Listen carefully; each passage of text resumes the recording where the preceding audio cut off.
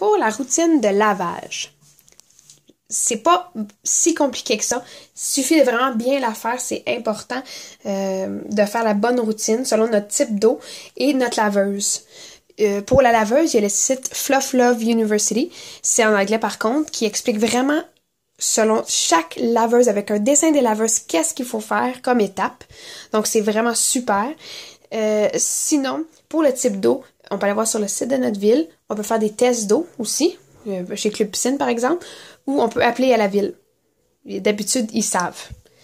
Parce que en eau douce, en eau modérée, en eau dure, on peut pas utiliser le même type de savon. Donc pour le savon pour bébé est pas assez fort. Donc c'est pas recommandé de l'utiliser. Sinon les savons, on peut utiliser pas mal n'importe quel. Donc par exemple ici la parisienne. Par contre, il doit pas avoir d'assouplissant à l'intérieur. Il y en a pas beaucoup qui en ont, mais il est écrit dessus. Il est vraiment inscrit assouplissant. Ça, on n'utilise pas ça. Et on se voit souvent si on peut utiliser des Tide Pods. On peut, mais ça en prend un dans le premier lavage, 3 à 4 dans le deuxième. Ça devient vraiment pas économique. Sinon, il y a le Tide en poudre, ou tout ce qui est en poudre. Pour les gens qui ont de l'eau dure, il faut utiliser du savon en poudre ou du savon liquide en rajoutant du Calgon ou du borax à l'intérieur.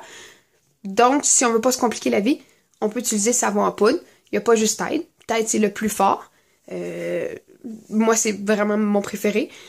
Mais sinon, là, il y a d'autres possibilités. Sinon, pour eau dure ou modéré bas, eau douce, par contre, désolé, ou modéré bas, on peut y aller avec des savons liquides, tant qu'il n'y a pas d'assouplissant à l'intérieur, et on évite celui pour bébé. Mais là, ça va être de voir quelle odeur on préfère avec les couches aussi.